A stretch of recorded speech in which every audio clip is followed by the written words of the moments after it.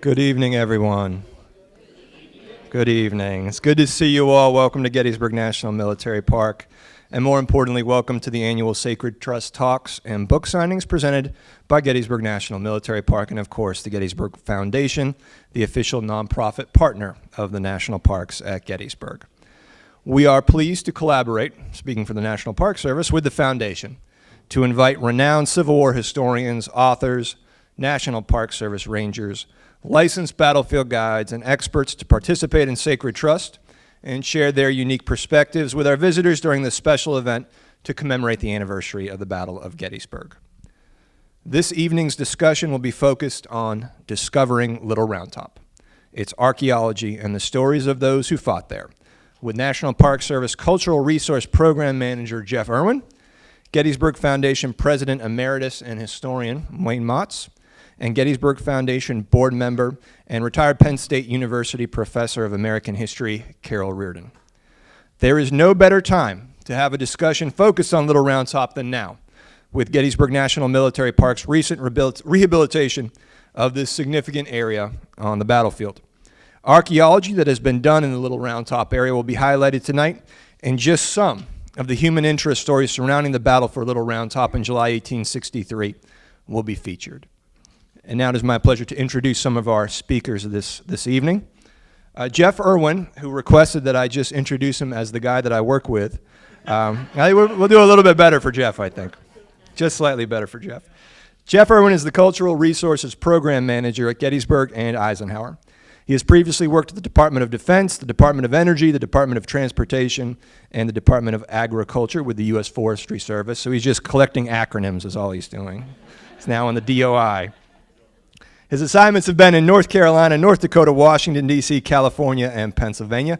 Jeff earned a bachelor's degree in Anthropology and Archaeology from Radford University and a Master of Arts degree in the same field from the University of Kentucky.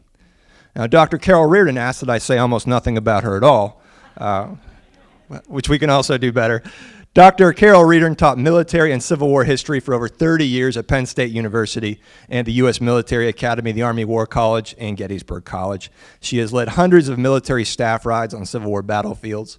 She currently serves on the board of directors of the Gettysburg Foundation. What is not mentioned is Carol also funds an internship program through her old alma mater, Allegheny College, or Allegheny University? College. We have a wonderful intern working with us. Her name is Dana Cooper. Over the summer, she does research work for us, travels to local archives and national archives to help us collect material related to the American Civil War, none of which would have been possible without her work, which is made directly possible by Dr. Reardon. So from a special place from me to Dr. Reardon, thank you very much for that. Wayne Motts is the President Emeritus and Historian of the Gettysburg Foundation. He's been a licensed battlefield guide at Gettysburg National Military Park for 36 years. Wayne is the author of co-author of two books, including Pickett's Charge at Gettysburg, A Guide to the Most Famous Attack in American History, which he co-authored with James A. Hessler. And as the superintendent mentioned yesterday evening, if you weren't here, we owe this evening in a large way to Wayne, because he brought the Sacred Trust Talks back after a hiatus. They had gone dormant, and he revitalized it, so we're very much in his debt to be here this evening. Now, before I introduce our first speaker, I will ask if you have a cell phone or a pager or a BlackBerry or any other such device, please turn it to silent or off. And with that said, it is my pleasure to welcome our first speaker, Mr. Jeff Irwin.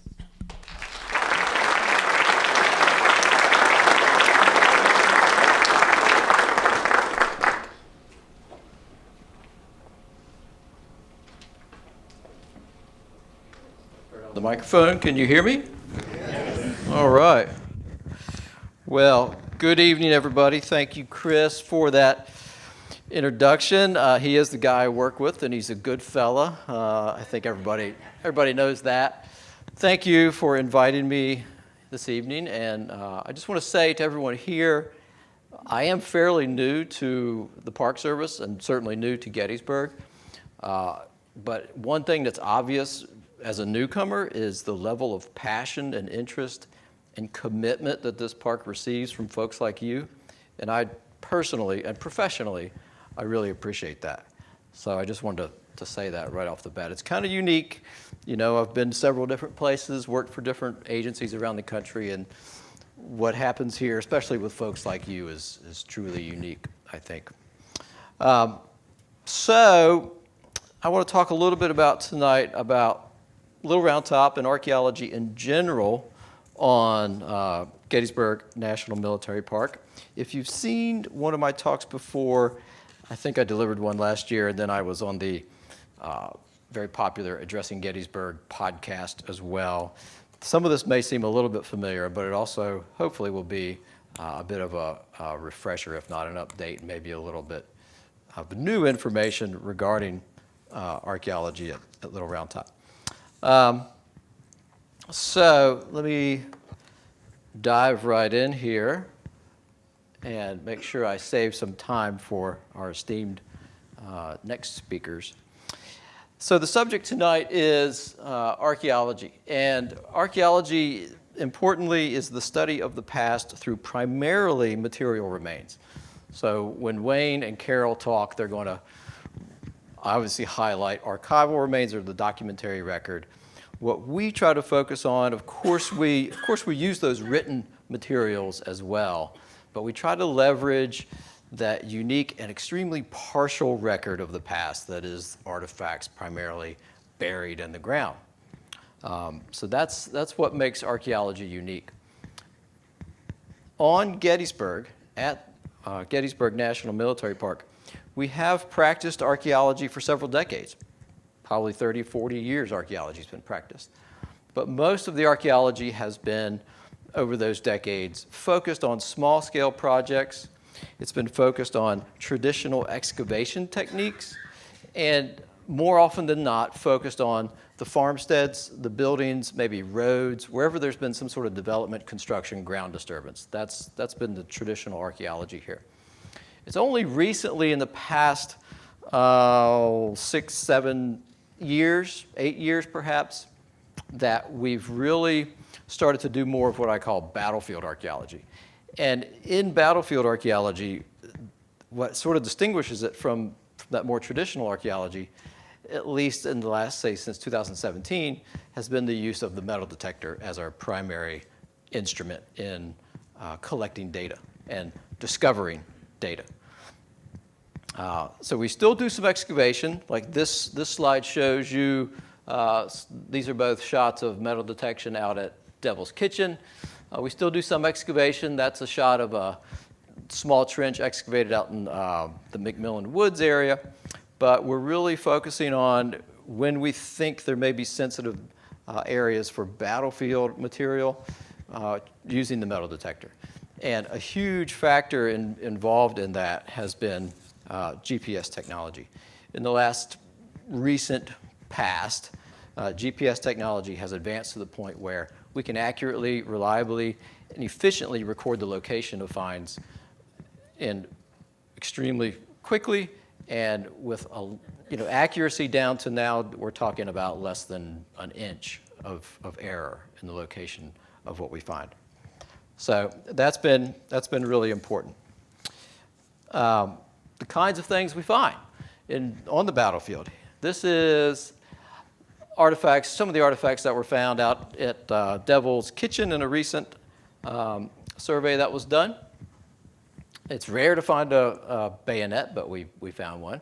An assortment of bullets, and then some other odds and ends that we found out there. Give you a little flavor for the type of material that might turn up.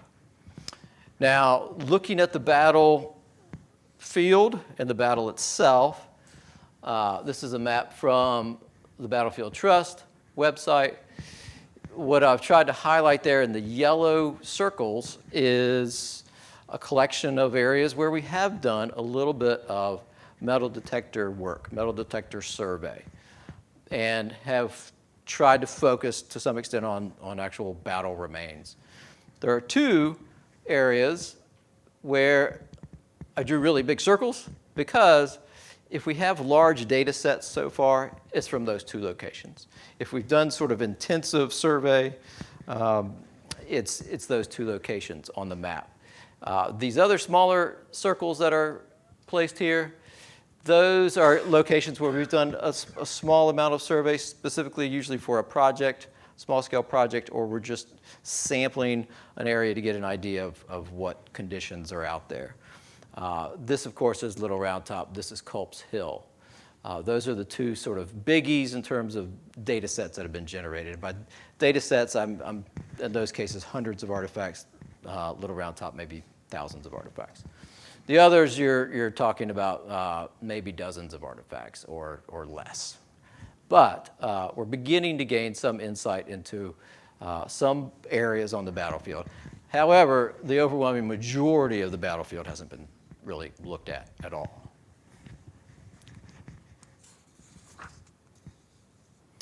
So, archaeology specifically at Little Round Top. Well, reflecting on that last slide, Little Round Top is the most heavily surveyed place to date on the battlefield, and that's primarily because of the rehabilitation project. But there have been previous rounds of work as well. To date, there have been 3 episodes of archaeological investigation. Back in 2017, 2018, we had a prescribed fire planned out at Little Round Top, and we executed that. But before the prescribed fire, we did some archaeology by sampling some areas of Little Round Top before and after the fire to gauge the potential effect of fire on artifacts. So we generated a fair amount of data back then, 2018. Then before the rehabilitation started, as part of the planning, we conducted an archaeological survey as well. And then during the rehabilitation, we had an archaeologist embedded with the construction crew. And that archaeologist, Steve Brand, friend and colleague, he was there on a daily basis. So whenever the ground was turned over, if they were demolishing an old trail, building a new trail, doing some road work, putting in a culvert, whatever, archaeology was involved. So we have three kind of substantial data sets that we're in the process of putting those together. It's not done. Rehabilitation is finally done, and I know you're all enjoying the reopened site, but the archaeology is still in the final kind of analysis stages.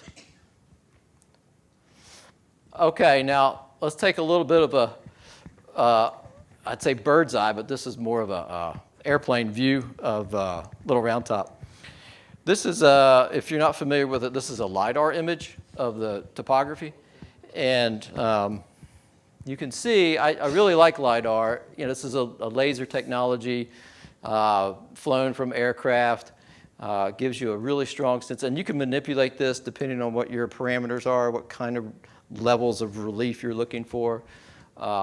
This image pretty well captures summit of Little Round Top, Vincent Spur, Houck Ridge over here, and Plum Run.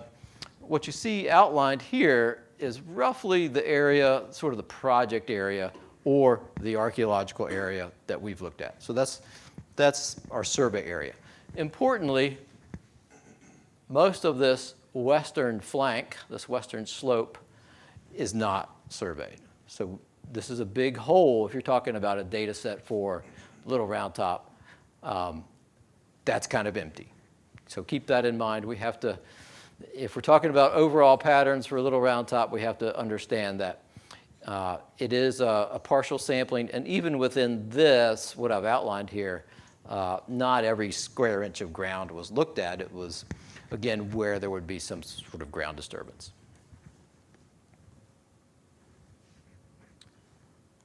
And you'll see more LiDAR. Here's that LiDAR image again. And these are metal detector points. So that's a lot. Several thousand points there. These are not all artifacts. There's lots of metal out there. So these are not all artifacts, but a good portion of these are. I just wanted to show you this so you can get a sense again of that survey area. These are the areas that have been looked at, and then, whoops. And then we do include down here a little bit of survey along Plum Run, Texas Trail, and on down to the southern end. Of course, we do have some gaps up here, and then primarily very little, if any, data on the backside. Okay. To date, we have about 2,300 and counting artifacts that are battle-related. Again, the analysis is still going on, but to date, I think that's a good number, and that number will likely grow. So I want to go through, highlight a few things about Little Round Top archaeology, and there's a few themes that are going to come up as we go through some of the evidence. What remains? What's out there? What's in the ground? And what we find there is that kind of typical for the park or not? Who was here? What can the artifacts tell us who was at any given location? Of course, we're lucky here in that we had the veterans come back and indicate exactly where they were. But what does the archaeology tell us? What's left in the ground that might either confirm or accentuate or maybe modify what we know about who was at any given location on the battlefield? And then dropped versus fired. So this is a concept that comes up over and over again, commonly explored in battlefield archaeology with respect to ammunition. And we'll explore that a little bit too. So what remains? Small things lost and forgotten. It's one of the things I think, I don't know what most people imagined would be in the ground at Little Round Top. But you're probably all familiar with stories about immediately after the battle, relic hunting that occurred at the battlefield, immediately. And the people being paid, children being paid to collect artifacts for sale, artifacts being taken away for sale, remains, of course, being removed. And beyond that, you have eventual development. You have development of the park, construction. You have road construction. You have monuments being brought in and erected. You had fill material, soil fill material being deposited, roads, parking lots, etc. All that's true at Little Round Top. You eventually get the trolley line. You get Weikert's souvenir stand. You get decades and decades of visitors coming. You have landscaping that's done. So after all that, is there anything left in the ground at Little Round Top? Or is it so heavily utilized? And in that case, is it deflated? Are the soils eroded to the point where there's very little, if anything, left? Well, it turns out that years ago, before we were doing sort of this metal detection-based survey, and years before, I think late 1990s, there were a couple of sort of traditional archaeological surveys done at Little Round Top, and they concluded there was nothing left, nothing substantial left. But when we started taking a look with metal detectors specifically, we did begin to turn up material. As it says here, the majority of the battle-related artifacts that we find, they're not personal items. You hear the word relics a lot. There's relics. There might be relics on the battlefield. The overwhelming majority of the artifacts are actually ammunition. So more along the lines of the things that were fired or intended to be fired than things that were being, personal objects that were being carried. So what do we find? The majority of what we find is right there. On the left, you have the .58 caliber mini ball. On the right, you have the .58 caliber Gardner. So this is standard issue. The ones on the left, the mini balls on the left, are standard issue for most of your United States Army troops, and certainly the ones that were positioned on Little Round Top. That's primarily what they would be armed with, the .58 caliber mini ball, and that's the most common artifact found at Little Round Top. The ones on the right, the Gardners, really interesting artifact in that it's similar, also .58 caliber, but it's produced in the South, it's manufactured in the South, it's patented in the South during the war, and it's treated as a diagnostic artifact of who was here, in this case, Confederate infantry. Okay, so the 58 caliber mini ball, it was used by the South as well. So it may not be that clearly indicative of who was here, other than to confirm that yes, that's what we expect, say for the 5th Corps. But the Gardner is generally held to be indicative of Confederate infantry. And of course, these are dropped, not fired. But in terms of what we find, so far we have over 1,600 in the counting tabulation, over 1,600 pieces of ammunition, and over 600 artillery-related artifacts. In short, though, the archaeology reinforces the idea that the troops who were engaged in the fighting primarily carried only their weapons and their ammunition. Okay? Any backpacks and any non-essential items were left in the rear. Now, staying on the topic of ammunition and bullets and the idea of who was here, there is one case here, maybe among some others, but this one certainly comes to mind where we do find some bullets that seem to be indicative of a particular regiment, and that is the 9th PA Reserves. We have a concentration of at least 85, probably more, of these 69 caliber mini balls, right where we would generally expect them to be. And that is kind of in and around this monument to the 9th Pennsylvania Reserves.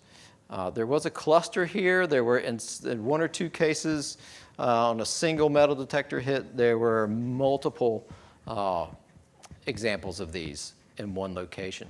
So you have a number of unfired 69 caliber bullets at this 9th Pennsylvania Reserve, which seems to at least match what we would expect and confirm that particular regiment's presence. Okay, now moving from ammunition to artillery. Here are a few quotes about the artillery fire, the Confederate artillery fire at Little Round Top. 4 p.m., 54 guns answered the 2 pesky Union batteries with a roar. The second quote involves Texas infantry and an apparent case of friendly fire from the batteries positioned over off Seminary Ridge or Warfield Ridge. And then the quote at the bottom just accentuates the intensity of that early Confederate artillery fire at Little Round Top as the Union is ascending the hill. So what does that look like? Here's some examples of artillery evidence. Pieces of artillery shell, probably the most common exploded artillery shell fragments. You see a couple pieces of the nose and the threading for the fuse adapter. Here is a fuse adapter. Here's the basal portion of a rifled shell. 2 solid shot cannonballs were found at Little Round Top. Those were actually found back in 2018. And some other fragments of various types of artillery. But this is a good representation of what's found out there.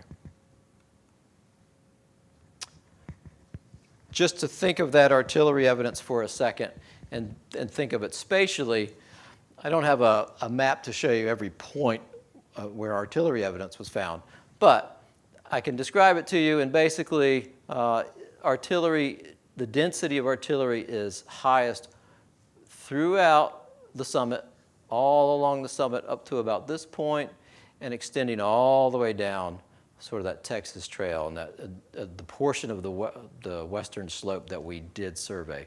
This is the highest density artillery. It does extend down here, but the density does drop off a little bit.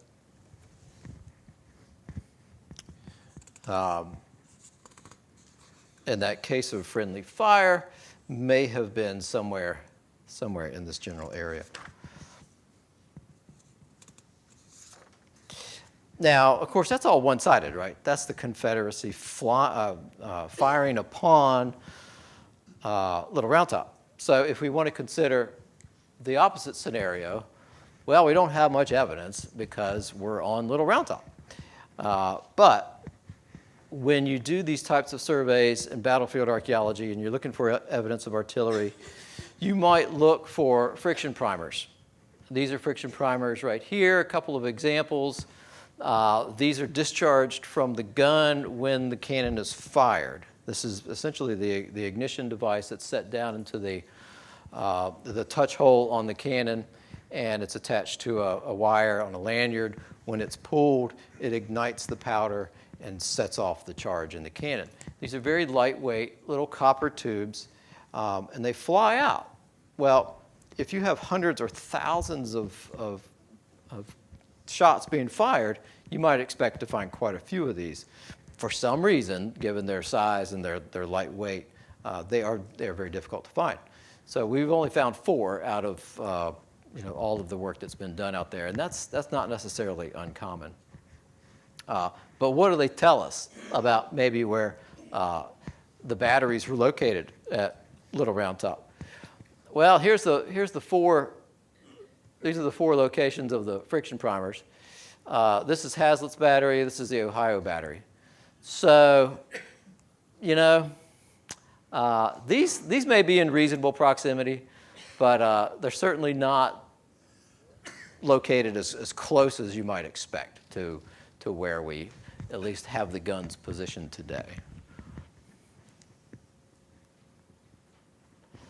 Now, thinking about just artifacts in general, types of artifacts, and trying to, something I want to do is to begin to put these in a comparative context, looking across the battlefield. How does archaeology vary across the battlefield? And again, our data sets are limited, but I simply took the number of bullets and number of artillery-related artifacts and created a ratio just to show the different proportions of ammunition to artillery. And I did this for Little Round Top, Devil's Kitchen, which is in sort of part of the same component of the battle, right? It's the skirmish just below Little Round Top that occurred as the Confederate troops approached and they engaged some of the Federal skirmishers. But still kind of a separate area. And then I added Culp's Hill. Well, you can see the great disparity here. Basically, these reflect a pretty close ratio of ammunition to artillery. Culp's Hill shows you very little artillery. Culp's Hill is almost all small arms ammunition. Now, that probably tells us what we kind of already know about Culp's Hill and the battle dynamic there, and the limited role that Confederate artillery played. But it's interesting to see this, and these are the types of comparisons. Maybe more of these comparisons can be made as more data is generated. And we could compare it to other battlefields across the country as well. So going back to what remains and the small things, what else might be out there other than ammunition and artillery? These are rare. These elements are rare. What did the soldiers carry in their pockets? What might have been left behind that was on the soldier's person, other than the ammunition he carried or the weapon he carried? There is a very interesting report, the Weaver report. Are folks familiar with the Weaver report from the cemetery? And the items that were collected, the articles that were collected from the soldiers and that were found on their person, and they were inventoried as they were removing the remains from the battlefield and interring them in the National Cemetery. So if you look at the inventory of items that were found on the soldiers, this is the top 10 in terms of the frequency, the number of items. knife comb, cash of some form, diary, pipe,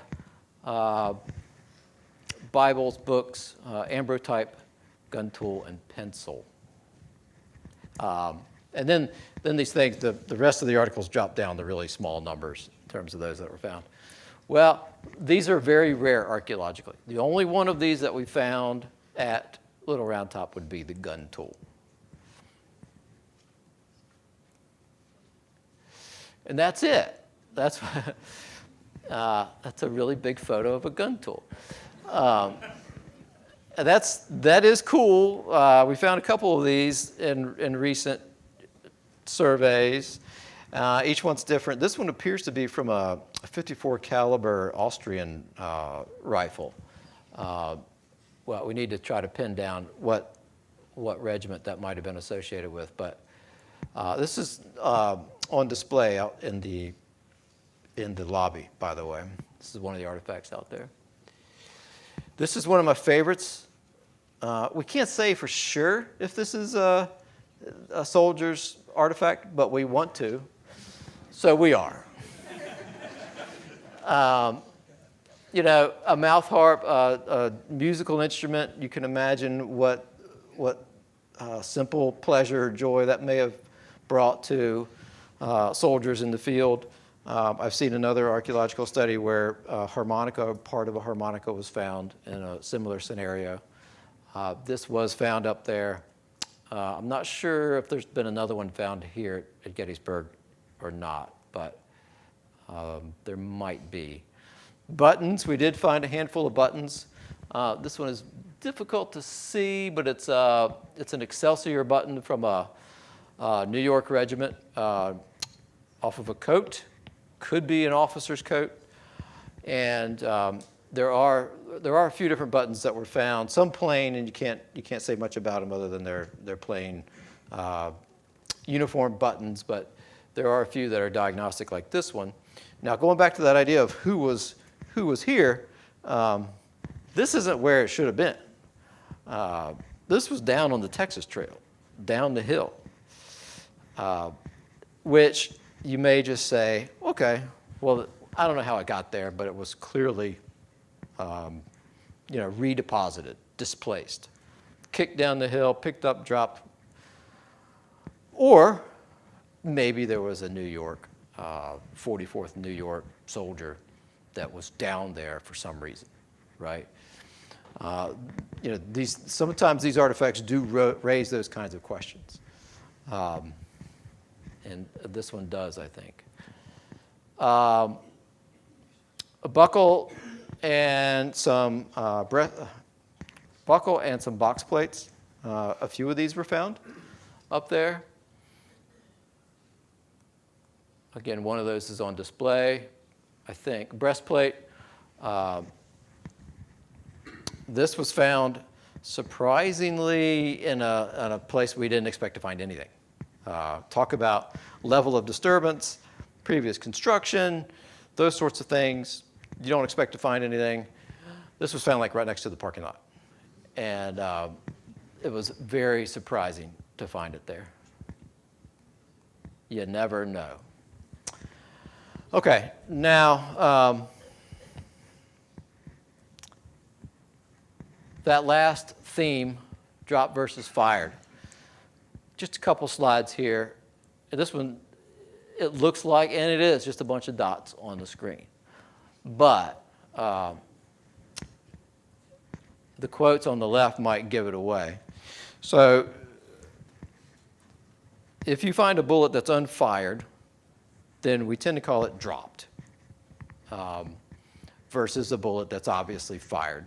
And obviously fired can be, it's misshapen to some degree from the firing itself, or it's fully impacted where it hits something hard. It hit a rock in many of the cases out here at, say, Little Round Top, Devil's Den, or Devil's Kitchen. So it's pretty clear to make this distinction. The dropped bullets are especially interesting because they presumably represent where someone stood, right?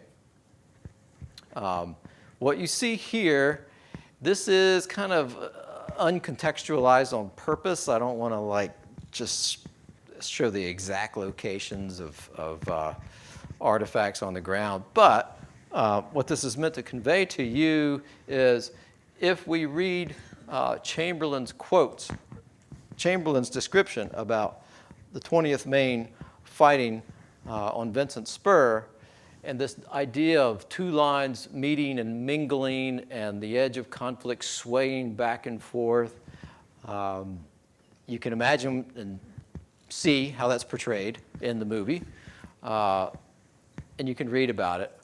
Well, this might be what it looks like archaeologically. These are, the red dots are dropped gardeners. The blue are fired gardeners. And then the rest of these darker ones are .58 caliber mini balls. So what does this look like in the ground?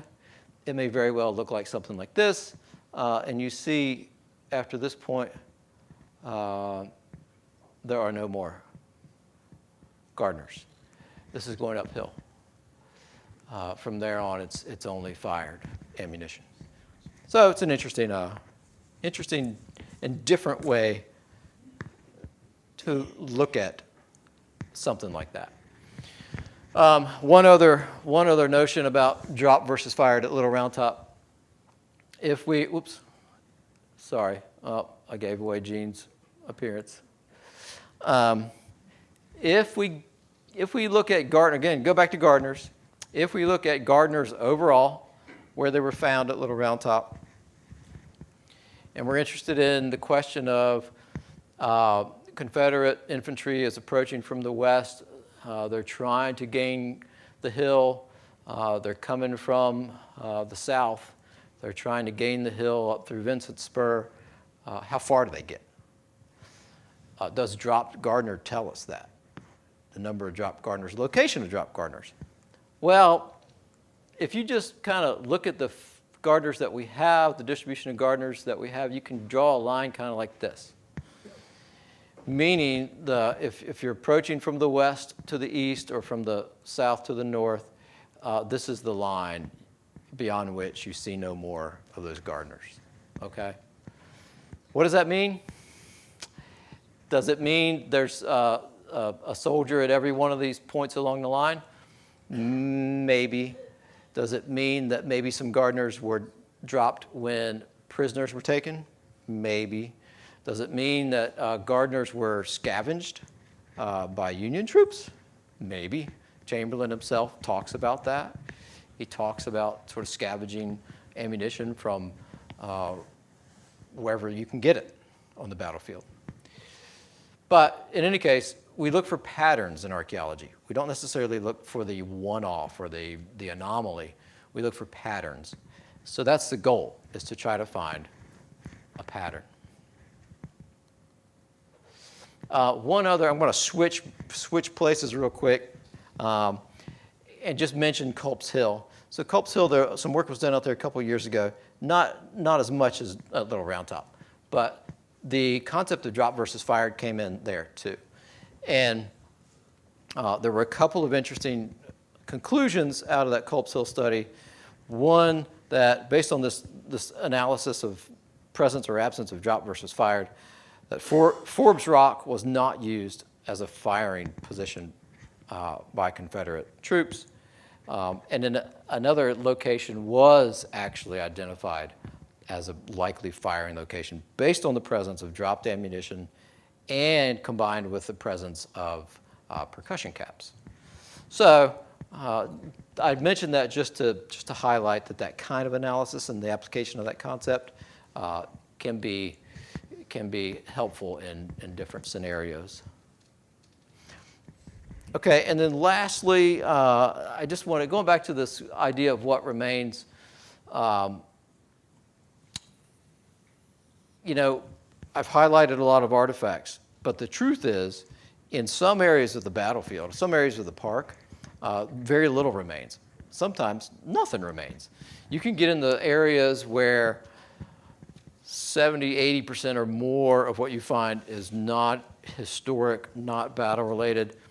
On this particular day, this dedicated volunteer, as he's carrying there his evidence, I think 100% of what we found was not historic and not battle related. So I titled this One Man's Trash, because for archaeologists, one man's trash is often our treasure. But in this case, that was just trash. But a very helpful volunteer, regardless. And that's pretty much all I have, except I will encourage you, if you haven't yet, to stop by the small archaeology exhibit out in the rotunda. That is just a small sampling of material from Little Round Top that's been recovered from the various investigations, mostly the recent material from the rehabilitation, but also going back to that 2018 study. And that exhibit, I think, cleverly highlights not only the battle-related history, but some of the more recent material that's found out there that represents 150, 60 years of activity out at Little Round Top. All right, well, with that, I will turn it over to my esteemed colleague, Dr. Reardon. All right, thank you very much.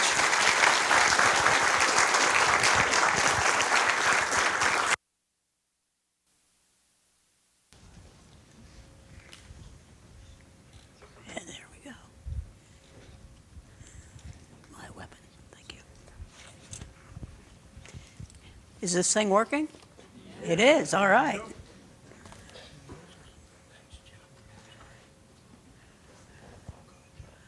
We really weren't conspiring to do this, but for some reason, both Wayne and I have become obsessed with the story of individual soldiers. I don't know how Wayne came to this, but a number of people have asked me how I started doing it. A lot of you who have purchased a copy of the Field Guide to Gettysburg noticed that at every stop, there's a vignette of a soldier whose name was probably unknown to you before you found that story in that book. And the way I picked those vignettes, soldiers who fell in all the various actions we described, was about as random as I could possibly do. Somebody was looking for some great theoretical methodology, and that wasn't it at all. It was open up the casualty list, go, that guy, and tell the story. That was basically how I got to that point, but there was another reason why I've become fascinated with telling the story of the person who never got into the history book. I grew up in a household that was always aware of what war could do to a family. My uncle, my mother's oldest brother, always wanted to fly, and he became the co-pilot of a B-17, and in March of 1945, his airplane was shot down over Germany. I never got to meet that uncle, of course, but as I was growing up, any number of members of my family would say that I was more like him than anybody else in the family. And of course, I don't know what that means. They meant it as a compliment, I think. But I still don't know what it means, but that means that there was a story there I didn't know. And the historian in me would not let it go. And when they digitized the accounts of all the aircraft shoot-downs during World War II, I went and I dug up my uncle's story. I wish I had never done it, because the story was one that I will not share with you, but it was a real kick in the head. But it reinforced the importance of learning what the truth is, learning what the story is, preserving that story, remembering those who stepped up in difficult times and did their duty. So that's how I got hooked on all this, and maybe Wayne will share with you how he came to all this. But what we decided to do tonight was to pick two of our favorite stories. And the two that I'm telling tonight are stories that I have not told in public before. They are stories that just captured my imagination. They're simply compelling enough that I really wanted to tell the story. So here's one of the first soldiers I want to tell you about. I love that name. I mean, there's just something about it. Be True. For a soldier, and you want to commemorate his memory, I just really like the name. I didn't know anything about him except what you see on here, Company B, 83rd. Well, that puts him in a pretty good situation for us, so I had to start digging. His name is Berard Ezra True. His parents were born up in New York, not too far from Rochester, and then they moved to a small town in northwestern Pennsylvania called Meadville. Now, to some of us, that resonates with us very strongly because Meadville is in Crawford County. Crawford County is the home of Allegheny College, my alma mater. I had no idea that B.E. True was from Meadville. I had no idea where the story would lead, but I started digging, and this is what I discovered. Berard True's parents might have been born up in New York State, but they moved to Meadville shortly after they married in 1837. Berard was born in 1840. He didn't have a brother to join the family for another 7 years and a sister 6 years after that. So at least for his early years, he was rather doted upon. And one of the things that Berard True's father insisted upon was a strong education. True's father called himself variously over time a physician, a druggist, a farmer, a merchant, whatever he seemed to need to do to keep the family going. One of the things he insisted upon, however, was education. He was very strongly committed to education. And when Berard True reached the age of 19, his father said, "It's time for you to go to college." And they just sent him right up the street, basically, and he became a student at Allegheny College. I'm an Allegheny grad. We got some Allegheny grads back here. He's one of us. So, all of a sudden, I take great pride in him. Berard True apparently didn't like Allegheny, and Allegheny didn't like him very much because he only stayed for a year. And when 1861 came, when Fort Sumter was fired upon, rather than join the Allegheny College Volunteers or a company related to the college, he bided his time. He called himself a farmer. He wanted to get a crop in, and he does not enlist until August of 1861. And when he joins a company that becomes Company B of the 83rd Pennsylvania Infantry. Now, with an audience like this, you know exactly where they end up. You have the 20th Maine, and right next to them is the 83rd Pennsylvania.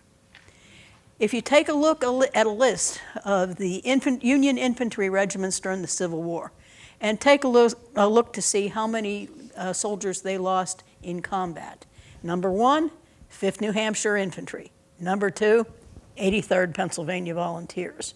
This is a unit that saw all kind of action, and Berard True was in it from the very beginning. When he enlisted, he was, and his company was organized, he was a sergeant from the very beginning. It tells you that he had a certain amount of leadership skills. He never got promoted to officer rank, but in the 83rd, it seemed that if you became a sergeant early, you tended to get demoted a lot. There was an awful lot of activity getting reduced in rank and then maybe winning your way back up. But he was steady. He lived up to his name. He was steady and true until July 2nd here at Gettysburg. The story that we know about him is very straightforward. He was killed in the fighting on Little Round Top. He took a bullet to his chest. He fell, and his friends tried to remove his remains off the hill, took him down to the Jacob Likert farm behind the hill, and in a small lot close to the house, they buried 2 sets of remains. One was True, and one was a private in Company A of the 83rd. And there they rested until they were removed and placed up into the National Cemetery. We can see a few things already here. Most of the soldiers buried up there who had any rank at all had their rank put onto their gravestone. He was a sergeant. His sergeant's rank doesn't get up there. I kind of resent that. the word got back to Meadville that Sergeant True had been killed in action. We don't know how his family received the message. We don't know if it came by letter. We don't know if a returning soldier brought the news home. But what we do know is that his absence from home and hearth was missed. And we know this because there was a public ceremony, a public commemoration of him in the local Methodist church. Allegheny was a Methodist-affiliated church for many years, and the True family were congregants in that church. There was a eulogy of sorts that was given about True, and it's some of the most powerful language I've read out of a small-town newspaper in a long time. Sergeant Berard True yielded up his life in the cause of his country in the 23rd year of his age.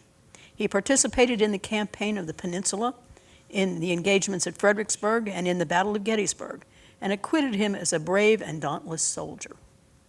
He fell in the moment of victory. He fell in a just and glorious cause, the cause of freedom, truth, and right, as opposed to the vilest treason, perjury, and disregard of law, divine and human. Those who prate of yielding to the claims of his armed murderers only proclaim their own ignominy, their readiness to receive on bended knee, with the slave driver's whip, a bludgeon on their backs, such as a peace as he would dictate. Such eloquence we're used to reading from 19th century orators and speakers and ministers, but this one drew my attention because it was delivered by Reverend Alexander Martin, a professor from Allegheny College. He might have, Berard True may not have been willing to stay at Allegheny very long, but once you're a Gator for life and in death. And so he gets his message. Now, a lot of us are big fans of the historical method. Where was I able to find that? I did not find it in the college archives. I did not find it in the local historical society. I did it using one of those magical contraptions called newspapers.com. And how did I find it? Where did it come up? It came up in a newspaper in Bucyrus, Ohio. Now, if you know where that is, it's in north central Ohio. And I'm trying to figure out how this soldier from Meadville, Pennsylvania, gets an extract of his eulogy in a newspaper half a state away, until I finally figured it out. Meadville is in Crawford County, Pennsylvania. Bucyrus is the county seat of Crawford County, Ohio. Invariably, the way news got spread before the wire services and all that was simply to go through the process of clipping. They clipped something that said, that referred to a soldier from Crawford County, and they reprinted in the wrong newspaper. And I'm really grateful that they did, because that's the only way we found it. So we end up having the story of Berard True. Berard True's family will remember him. His father would die in 1877, and when he died, the family would put up a memorial. This is in the Greendale Cemetery in Meadville, and of course you can see the True designator in there. Berard True, of course, is buried not far from us right here, up in the Soldiers National Cemetery. But this is both a headstone and a cenotaph. His father is buried there, but Berard True's name is also on this monument. Berard True's mother, Emmeline, lived until 1913. When she died at age 97, she was designated as the oldest resident of Meadville. There were stories in there about her late husband, giving him his honorific as Dr. True. There were stories about her middle child, who had become a druggist and moved to Texas. There was a story about her daughter, who helped to raise a whole family of children and grandchildren, even great-grandchildren. Omitted from the eulogy, omitted from the obituary, was any mention of her oldest son, Sergeant Berard True, who had died 50 years earlier on the slope of Little Round Top. If the family couldn't remember them, it's up to us to do so. So we do. So that's one of our stories. The other story is one that some of you may have heard of before. I'm doing this one mostly as a public service. His name is Isaac Eaton. I'm from Western Pennsylvania. I'm a Pittsburgh kid, and I hung out at Allegheny for a whole lot of years. So I'm very much a Western Pennsylvania person. And once I got here at Gettysburg and was teaching over at Gettysburg College, I got a letter in the mail one day with a story that just boggled my mind. And it was the story of Isaac Eaton. For any of you who might be members of the Sons of the Union Veterans of the Civil War, you might be aware of an Isaac Eaton camp in Grove City, Pennsylvania. I didn't know about this story, but it was one that was laid out to me, for me, piece by piece.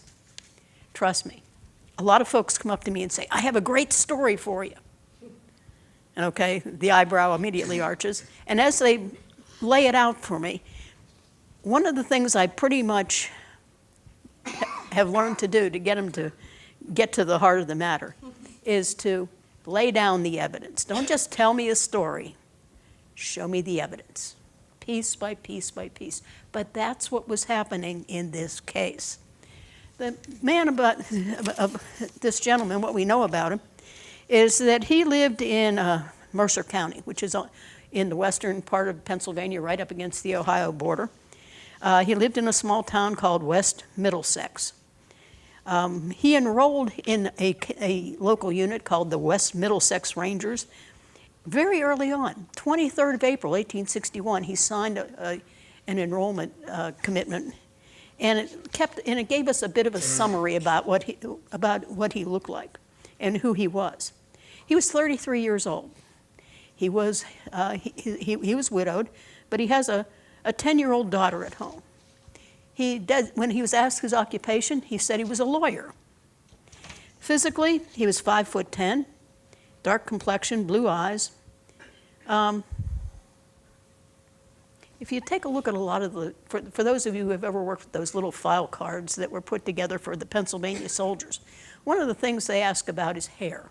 Now, the answers are usually black, brown, blonde, gray, or red, except for Isaac Eaton, where it was listed simply as grizzly. Well, he was mustered into state service in June and then into federal service in July.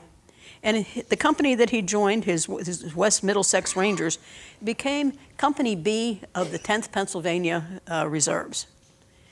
He was a solid performer, no interruptions to his service, and then he arrives here at Gettysburg. Now, the 10th Pennsylvania Reserves is the 3rd Brigade, 3rd Division, 5th Corps under Colonel Joseph Fisher, and their position on the 2nd and into the 3rd will be basically in the saddle between the round tops. You saw the picture of the 9th Reserves, the 10th Reserves.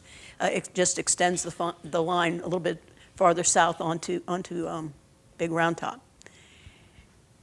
On the evening of the 2nd day, after they've established the line and helped build some of those walls that we like to go out and look for, Company B, Eaton's company, was ordered to go forward and basically become the skirmish line.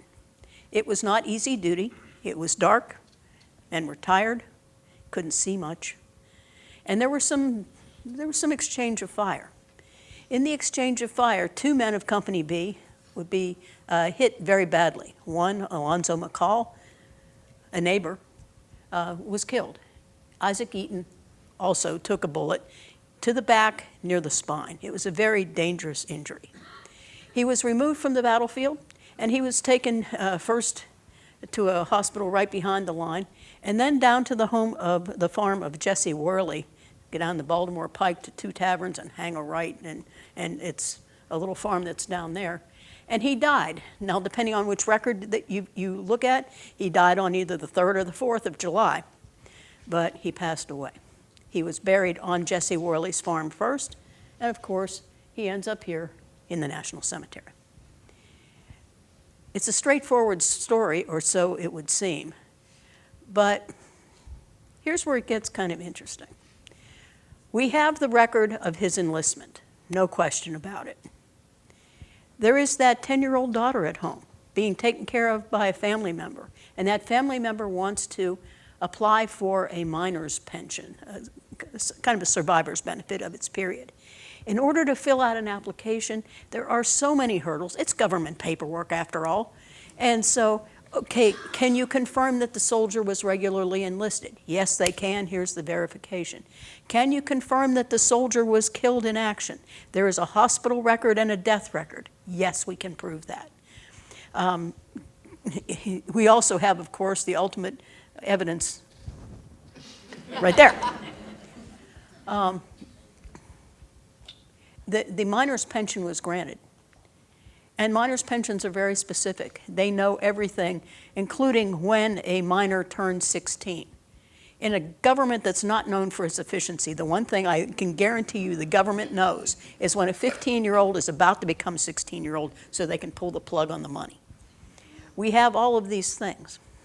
So I'm pretty well convinced, knowing how all these processes work, that Isaac Eaton was here and that he was killed in battle. And apparently a lot of people were convinced about it until this happens. Go to the Pennsylvania Monument. Look at Company B of the 10th Pennsylvania Reserves. And you notice something. Right about there where the Eaton should be, something's been scraped off. Eaton's not there. Now, Alonzo McCall, the other guy who was killed, he's there. He has a star. But Eaton's name isn't there. And that's why the Eaton camp got in touch with me. They were hoping that, first of all, I would check their research to see if it was correct, and then was there anything I could do about it? Well, the answer number 2 is no, but yeah, it was something worth looking into, and everything lines up. So why, oh why, does Private Eaton not get his name on the Pennsylvania Monument? We all know that in order to be up there, you had to have been physically present at Gettysburg. He died here. I'm convinced he was here. You also, if you survived this battle, you had to have continued your service and ended it under honorable circumstances. Well, that block is checked. So why isn't the name there? You can tell this was awfully important to the wartime generation. They made additions. They also made a lot of deletions, as you can see. But why? Well, one of the things that was suggested as a possibility, since when it came to record keeping, everything had to line up.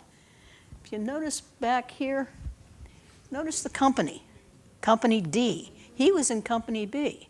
Something's not lining up. So whenever you look for a Pennsylvania soldier, where's the first place you go to look up for a Pennsylvania soldier? Somebody here, Bates. You pull out those 5 big volumes of Bates. So I pulled out the 5 big volumes of Bates. I went to Company B of the 10th Pennsylvania Reserves to see if, in fact, Isaac Eaton's name was where it was supposed to be, and it's there. Okay, follow the line over. What happened to him? And it says, died of wounds received in battle, July 2nd, 1862. This was a regiment that suffered severely at Gaines Mill and at Glendale. It suffered very lightly at Gettysburg. Somebody in transcribing and in setting the type, after seeing a whole lot of late June, early July casualties from 62, apparently missed that this was a 63. Since one of the sources of authority for names going on the monument was Bates, was that the reason? Does that explain it? We have mysteries that don't always have answers. But I'm pretty well convinced that Isaac Eaton was here. And for that reason, I'm giving him his 15 minutes of fame back so that we can appreciate what goes on there. Research is a wonderful thing. Sometimes we get the answers we seek. Sometimes we just get monumentally frustrated. But every story is worth the effort that we put into it to try to find that answer. We owe it to them. Here's 2. Wayne's going to give you a couple more. Thank you. Thank you, Carol. Okay. Thank you. All looks good. Thank you, Carol. Maybe 100 years from now when somebody's looking for me, I just want to be younger. Whether I'm dead or alive is all right. I just maybe somebody will make me younger than I really am. I got interested in stories. Carol asked and she told hers. I'll tell mine. Because as a young boy, my father had a diary. Some of you heard this story before. My father had a diary of a Civil War soldier killed at Morris Island, South Carolina, right behind the 54th Massachusetts. And this soldier was killed in the Civil War. His body was not recovered. And my father would read me entries from his diary. And that's how I got interested in the Civil War. And I got interested because of stories as well. So Carol picked two, and I'm going to go with two. And I'm going to start not with William Calvin Oates, but I want to tell a little story about his brother, or a little bit about him, I should say, because I think Oates' brother is a person we know. We know he was here. We hear a little bit about him, but we don't know very much about him. Surprisingly, I have never seen a photograph of the brother of William Calvin Oates. Now, if you know, Oates is the commanding officer of the 15th Alabama here in the Battle of Gettysburg. William Calvin Oates, who's shown here, he's born in 1833. He has a younger brother here in the Battle of Gettysburg, John A. Oates, and we know that his nemesis, Joshua Lawrence Chamberlain, also has brothers at Gettysburg, right? He's got two. We know that Chamberlain and Oates come from similar backgrounds. At least we know both of them lead regiments here at Gettysburg. Oates leading the 15th Alabama, Chamberlain leading the 20th Maine. We know they have brothers here. We know both of them are later elected governors of their respective states, Oates to Alabama and Chamberlain to Maine. And both of them live to be quite older men. But I think John Oates, the brother of William Calvin Oates, we know more about Chamberlain's brothers, ladies and gentlemen, than we know about Oates' brothers, Oates' brother at Gettysburg. And unfortunately, we don't have an image of him. So I thought I would focus a little bit, tell you a little bit about him. John Oates was born on December 24th, 1835, and these two men are the sons of William and Sarah Oates, and there was about 8 children in that family. They came from a very large family. William was a troublemaker. I think that's pretty well known. The colonel of the 15th Alabama was in trouble most of his young life. Fled the state, went to Texas, and the mother, Sarah, chooses his younger brother, John, born in 1835, 2 years his junior, to go and take care of him. That's how it's written down from William Calvin Oates. So John actually goes to Texas, finds his brother, and brings him back to Alabama. And when they get back to Alabama, both of these men end up studying law. Both of them become attorneys. Both of them open up a joint practice in Alabama. And then when the Civil War breaks out, this man's brother, John, goes into the 6th Alabama service. He's a Bull Run.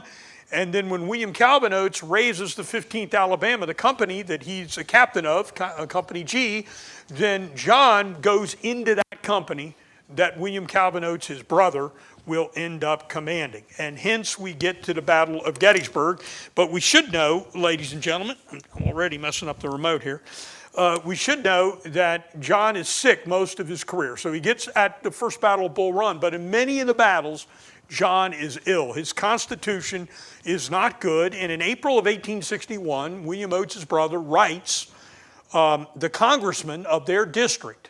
And believe it or not, William Oates studied law under him. It helps if you're a congressman, you studied law under him when you need a favor, right? And that's what John Oates is hoping to get. He's hoping to get out of active military service from the field and get into another position. And he wants to be in the JAG Corps, in the Confederate JAG Corps, the Judge Advocate General. He wants to be a Confederate lawyer and get out of the infantry line because he's sick most of the time. And he writes this, quote, "I'm suffering considerably in fear that it will injure me unless I can be so situated as to take care of myself for a while. I cannot think of quitting the service, and I regret that I have asked for this change," end quote. Now, he's waiting in April of 1863, from April to July, to get an answer. He comes to Gettysburg as a sick man in the 15th Alabama, and he doesn't have an answer for this JAG position, so he's still an infantry officer here. William Oates writes, quote, "I saw him at once that he was sick, and I therefore told him not to go into the action, but when we advanced to remain where he was, but he was unable to bear the fatigue. He replied that with the most dogged and fiery determination, 'Brother, I will not do it.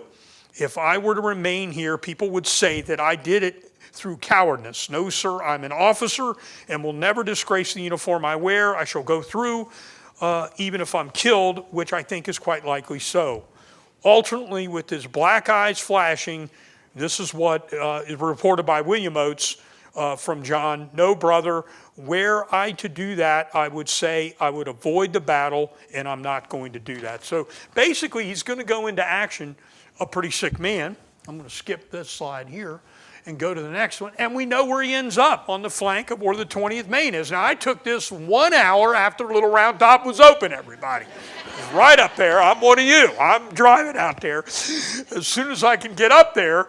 And this is on the left flank. The left flank of the 20th Maine Memorial is right over here behind here. And we've got what we call the Oates Boulder, which is right here, which is where we think the right flank of the 15th Alabama, the left flank of the 20th Maine, ends up being. So probably John Oates falls probably in this position. If you heard what Jeff says, I love this archaeology and mating up some of these stories. So we know the 15th Alabama, and some of these men are armed with 58 caliber rifles. Chamberlain talks about going out, getting ammunition, getting better rifles. Hence, you're finding 58 caliber Gardner bullets right out here in front of where this position is. Dale Gallen actually did a painting of where the 15th Alabama regrouped, and I used this with his permission. The rocks are still down there. Here they are. They're hard to see in the summertime. You should definitely go back on that path that takes you down to Company B of the 20th Maine and do it in the wintertime when you can actually see this. But this is where the 15th Alabama will be launching and regrouping from some of these attacks.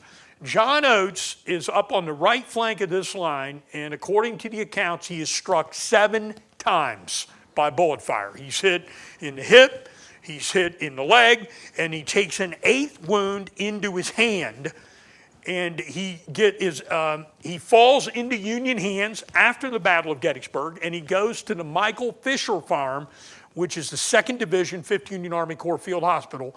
For you golfers, this is now Meadowbrook Golf Course. Meadowbrook Golf Course off of US Route 15. That is now, the acreage there is now where this farm was. And he died on the 25th of July, 1863, and was buried on this farm. Now, William Oates, leaving Gettysburg and retreating, doesn't know this. He doesn't know what the fate of his brother is. He later finds out his brother dies at Gettysburg, but of course he doesn't know the disposition of his brother's body. So he sets out to try to find that, and he does not find out what happens to his brother's body until about a year before William Calvin Oates died. He died in 1910, and he finds out around 1909 that his brother's body was taken out of the Fisher Farm in a shipment of remains to Hollywood Cemetery. It was taken out in 1872, and the date of that is known, and that body now rests in Hollywood Cemetery in Richmond, Virginia, with the other Gettysburg dead that's taken there. And it took William Oates that many years after the battle until he found out about it. And he died at least with the knowledge of where his brother was buried on the Gettysburg battlefield. A Confederate, and final resting place, a Confederate casualty from Little Round Top, right in the place where the Park Service has now done some wonderful, great rehabilitation. And Jeff's findings and the findings of your team, Jeff, it's just great to match these up, because we know that what these troops had, and you can look like you found the 9th Reserves with the 69 caliber weapons. You can look now and find out some of this history, get the physical evidence and get the story evidence. The other story I want to tell is a Union story. So I'm doing one Union and one Confederate. One of my favorite artillerists, Benjamin Rittenhouse. For those of you who don't know, Rittenhouse is the commanding officer of Battery D of the 5th U.S. Artillery, the artillery battery on top of Little Round Top, after Charles Hazlitt is killed in action on July 2nd, 1863. This is a beautiful color image of him taken in painting of him in the Army-Navy Club in Washington, D.C., taken in 1889. And of course, I took this about an hour after the hill opened. What a great image. I made that my new profile image. Don't you all like that? What a field of fire. Boy, if you're in Battery D50 US, it doesn't get any better than this, does it, as an artillery? So you've got just a beautiful platform. And, whoops. Now I'm going to walk around too much and cause problems. Stay still, Wayne. None of this will happen, right? Rittenhouse is born in Columbia County, Pennsylvania, in Berwick. He's the son of Benjamin Franklin Rittenhouse and Henrietta Waring Davison. He was one of 10 children, and his mother was the daughter of a cashier of the Metropolitan Bank in Washington, D.C. It may very well be how he got his direct commission, he's not a graduate of West Point, into the Army. The 1850 census lists him in Montgomery County, Pennsylvania. And the 1860 census lists him in Montgomery County. The county seat there is Norristown. This is near where Winfield Scott Hancock is from, Samuel K. Zook. They're all from that area. He's from Jeffersonville at age 21 in the 1860 census as a blacksmith. And he gets a commission May 14, 1861, into the U.S. regular Army. He's at Gettysburg as a first lieutenant on top of Little Round Top. And I don't know exactly how he was able to get this direct commission, but his mother having a connection with his bank in Washington, D.C. could very, very well be the reason why he's able to get it. And he has got the premier spot for July 3rd. You know where he's at. You know Lieutenant Hazlitt is killed right back behind here.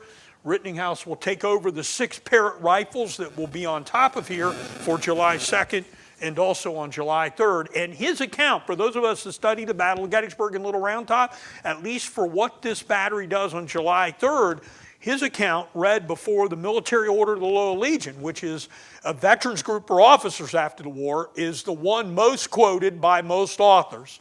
And this is it. You can actually get this online. The battle scene from Little Round Top. He read it from the Mollis to the Mollis group in the 1880s. It's published here in 1887. And it's a really excellent account that tells how Stephen Weed died. This is Stephen Weed's battery up there. And the action that's there for July 3rd. So if you're interested in that, get a copy of this, search under Rittenhouse's name, and you will get it. He is badly wounded, ladies and gentlemen, after the Battle of Gettysburg at Petersburg. Very, very badly wounded.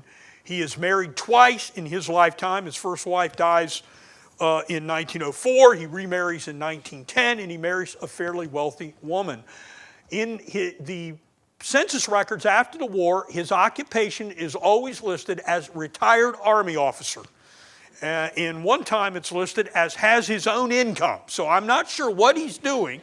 It appears that he has some business.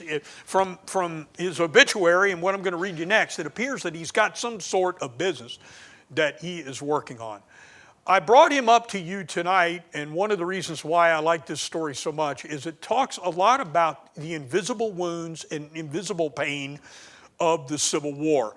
Not only does this man have physical pain, he has a lot of mental anguish and deals with his wounds from the Civil War for the rest of his life. In 1915, he lived part of the time in New Jersey, he lived in Washington, D.C., and he spent most of his later life in Philadelphia, Pennsylvania, and he dies there in 1915.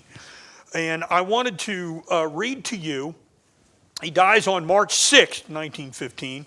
I wanted to read you a section out of the newspaper, and then I'm going to show it to you right here. Gettysburg hero, a suicide. Among the nation's soldiers dead in Arlington Cemetery, Washington, will be buried on Wednesday the body of Major Benjamin F. Rittenhouse, the man who held the ground against Pickett's charge at Gettysburg. Tortured by the wounds received in that struggle, bowed under the affliction of age, and worn-out veteran committed suicide on Saturday at his home on Leiper Street in Frankfort. He told his employees in the morning that he was going to his room to read, but in the absence of the evening, alarmed by his long absence, they went to seek him and found him lying on his bed with a gas tube which had dropped from his mouth, still gushed across his face. He pulled the gas tube out of the wall and put it into his mouth to commit suicide. He was 75 years of age. And another account here later on, as you see, it says that he had $250 marked for his funeral expenses and said goodbye to his children. So Benjamin Rittenhouse, the commanding officer of the artillery on July 3rd and the end of July 2nd after Hazlett's death, committed suicide as a result of wounds from the battle at Petersburg and from old age, basically, that's here. He's buried in Arlington National Cemetery, but it reminds us, I think all of us, as we go around the Gettysburg battlefield and we think about what these veterans had to deal with. Carol and I were talking about stories. We love them. And it's because they relate to people just like you and I. You can't forget the suffering and the pain that these Civil War veterans had after the American Civil War, much of it, and unfortunately, what it led some of the veterans to do because of their service over those 4 years, not just the 4 years of the Civil War. And it's something we should never forget. Before you leave, I just want to thank tonight's presenters. Jeff, thank you so much. Sure. Carol, thank you so much. We hope that you've enjoyed this evening. Now, let's give you a little recap for what's coming up. So, first of all, Gettysburg National Military Park. Chris Gwen, our friend who's there in the back of the room, his entire interpretation team is out for the next long haul, giving a lot of programs out on the battlefield. There is a booklet that we printed that has the Park Service programs and the Sacred Trust programs. You can get that here at the Visitor Center. Go online, check all the times and places for those programs that our partners, the National Park Service, are putting on. They've been putting them on a couple days. They're going to continue that. For Sacred Trust, for those of you that have tickets tomorrow night in this room, a man that needs no introduction, Gary Edelman, he's going to get one tomorrow, but he doesn't need one. Gary Edelman will be in this room, and then on Saturday and Sunday, the 6th and 7th of July, outside in the tent, Sacred Trust presentations beginning in the morning and through the afternoon, 4 on Saturday and 4 on Sunday. These are free, and they are first come, first serve seating in the tent outside for those of you that have been here in the past. We're honored you're with us, and you know my commercial. Go to this website if you're not a member. Take a membership. Don't wait. Do it tonight. Go home and do it. Jeff, how much was that little round top rehabilitation? What's the total? Jason's in the room. If we'll get the number. Jason, what do we have? $12.9 million. Your dollars help, and the foundation contributed, I think, about $3.8 million. That's you all toward that project. If you want to make a difference, if you want to honor the people that were here, help us, help the National Park Service do that on behalf of the Gettysburg Foundation. Help our National Park Service partners. They're doing wonderful work, and you know it. All you got to do is walk out there and see it.